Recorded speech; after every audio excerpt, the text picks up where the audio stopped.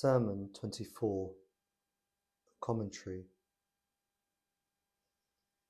After the Battle of the Camel, Muawiyah refused to give bay'ah and openly rebelled, gathering a large Syrian army.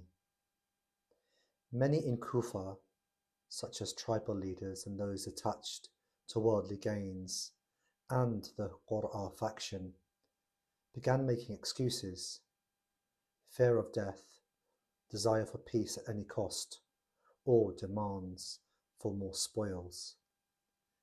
This sermon, and several similar ones, was part of Imam Ali's repeated efforts to mobilize the people for defensive jihad against the rebels, Baghi.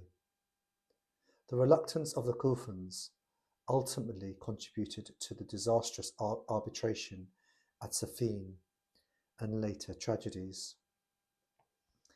Ibn Maytham al-Bahrani in his Sharh states, "By my life, wa hayati is a powerful oath emphasizing the Imam's absolute resolve.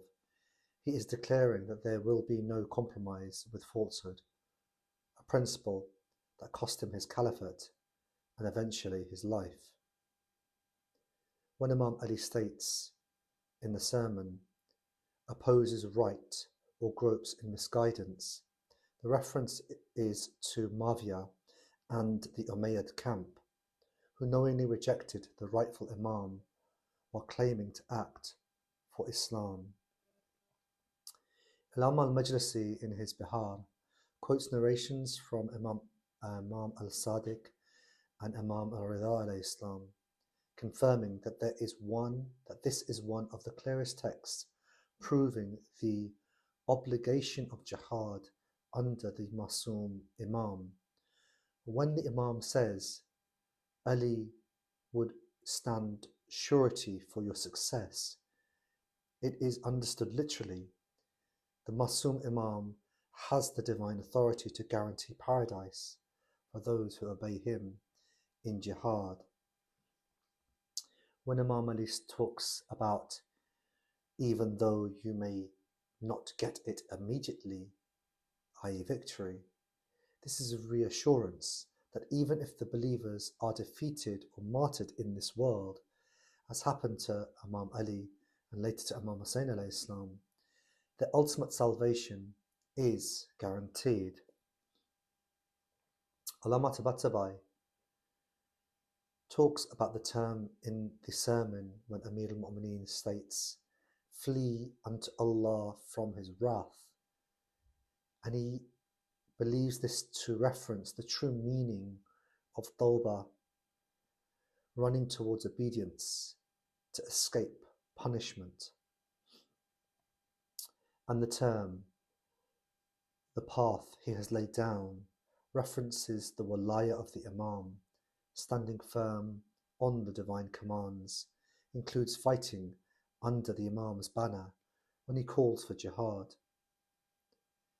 Contemporary scholars such as Ayatollah Khomeini, Muharram Shirazi, and Jawad Amali often use this excerpt to reference proof of the fiqhi ruling that jihad becomes wajib aini, individually obligatory, when the Masum Imam or his fully qualified deputy in the occultation, the Wali al-Faqih, calls for it. The Imam's personal guarantee of salvation is linked to the famous Hadith Qudsi, "Whoever dies without knowing the Imam of his time dies the death of Jahiliyyah," extended to those who abandon the Imam when he needs their support.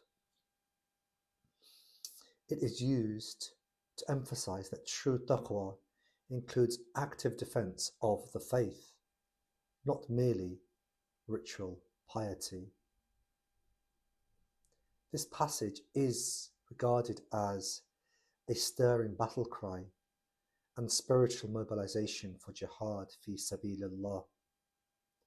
One of the strongest textual proofs of the Masoom Imam's divine authority to guarantee salvation for his obedient followers.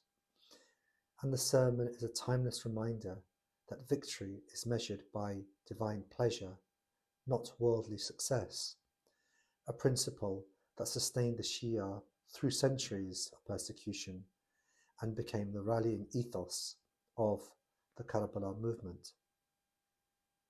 The sermon is often recited in majalis during Muharram and Safar to inspire steadfastness in the path of the Ahlul Bayt and to remind believers that supporting the rightful Imam, even at great personal cost, carries the personal surety of Ali ibn Abi Talib himself for eternal success.